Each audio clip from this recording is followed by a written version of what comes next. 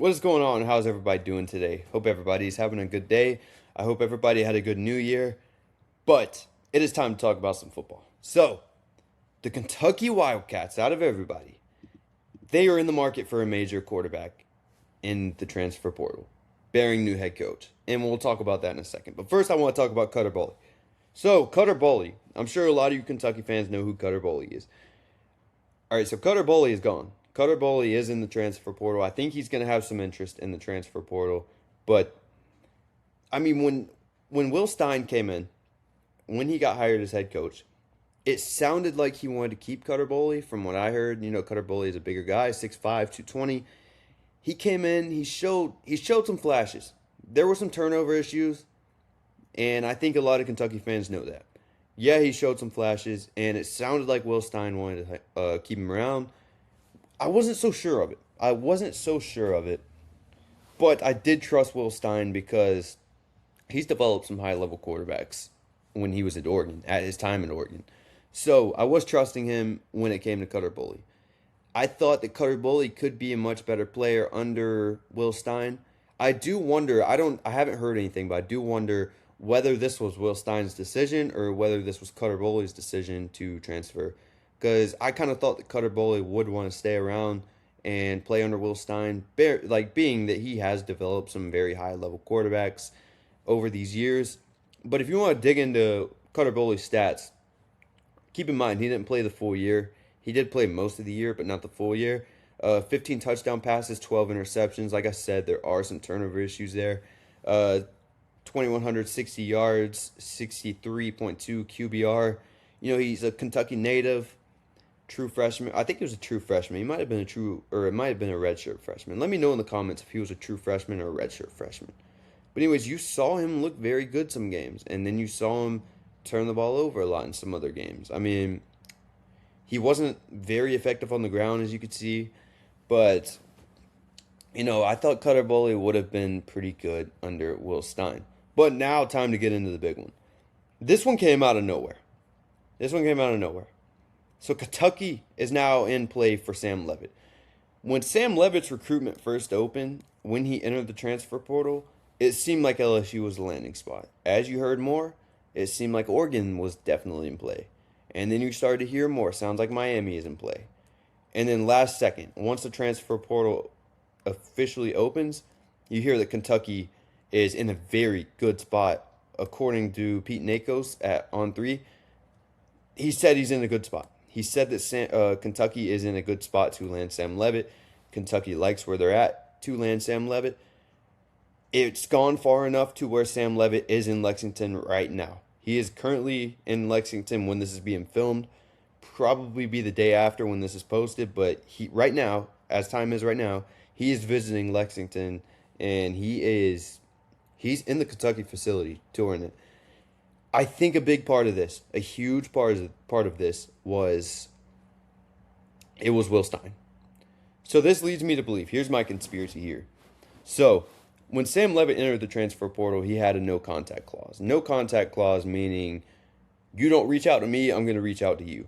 So Kentucky is obviously a school that Sam Leavitt has had interest in. When you hear about those past Oregon talks, because it was rumored that he was entering the transfer portal before the season ever ended.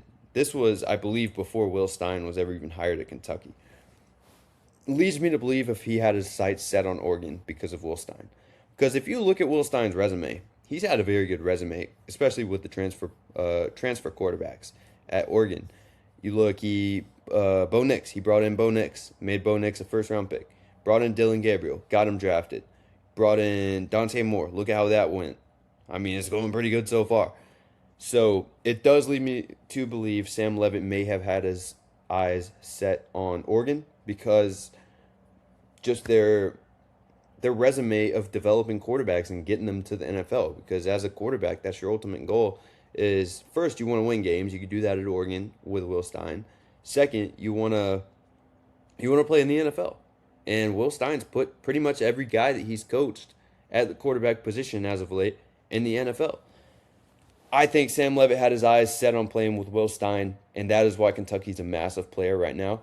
So I don't think it sounds that crazy for Kentucky to realistically land him.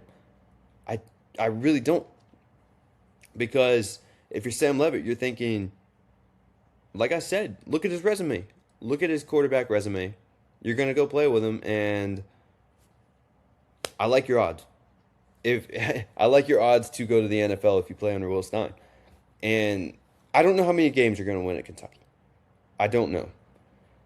However, if Sam Leavitt does land at Kentucky, I expect that to there's going to be a ripple there. There's going to be a ripple. You're going to see more talent flooding to Kentucky. I think that a lot of guys are going to follow Sam Leavitt, not just from Arizona State, but from other schools as well. You know, the quarterback domino is real. Once Sam Leavitt lands somewhere, you're going to see a lot of other guys kind of transfer to that spot. I mean, that's how it works in the market nowadays, because you want to win. You want to win football games, and you feel like wherever Sam Leavitt is, he's going to win games because he did that at Arizona State. I don't know. It's going to be tough to beat out teams like LSU and Oregon still and Miami, because those teams have a lot of money.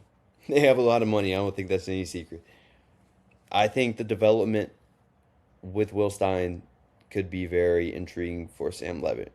Obviously, he's considering it pretty heavily if he's on a visit right now. He does have other visits lined up, so I'm curious to see how that goes.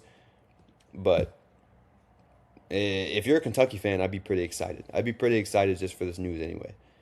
In my opinion, Sam Leavitt, so if he does land at Kentucky, like I was saying, I think this is probably the best quarterback that Will Stein has been able to pick up in the portal. I think he has the highest ceiling out of all of those guys that you brought in. I really do think so.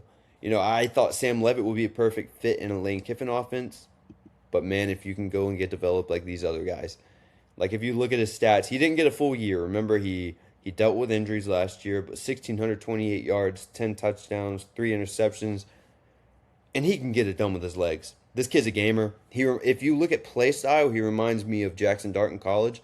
He could sling it around. He'll go and lower his shoulder. He'll fight for those extra yards to get past the sticks. He'll do anything.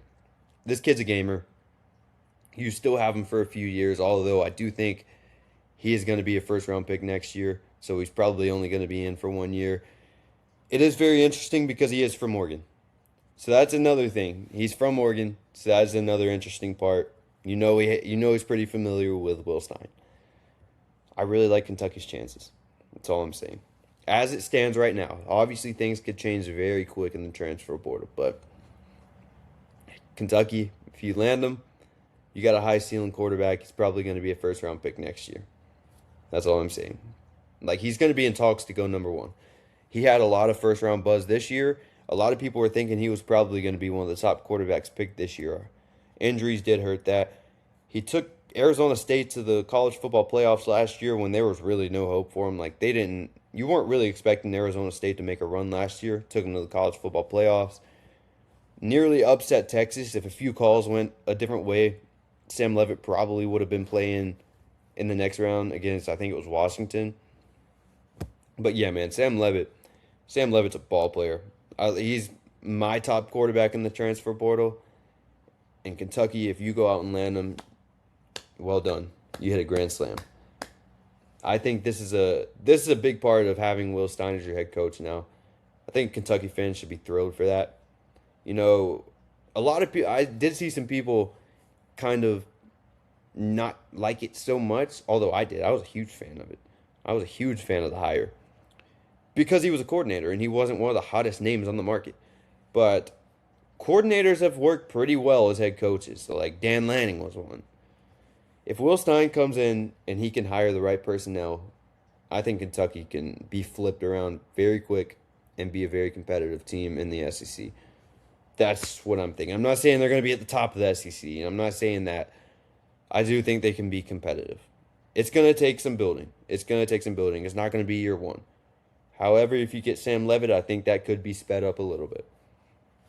Anyways, enough rambling. If you are a Kentucky fan and you did enjoy this video with me rambling, I would greatly appreciate it if you considered subscribing to this channel. Kentucky's in a pretty good spot right now, so I'm going to have a lot of Kentucky content coming as we hear more in the transfer portal, as we hear more about the Sam Leavitt situation. So stay tuned for those. And yeah, let me know your feedback in the comment. Let me know if you think Sam Leavitt will be a Kentucky Wildcat next year, or if you think he will be elsewhere. Anyways, that's it for this one. I appreciate the support, and I'll catch you guys on the next one. Peace.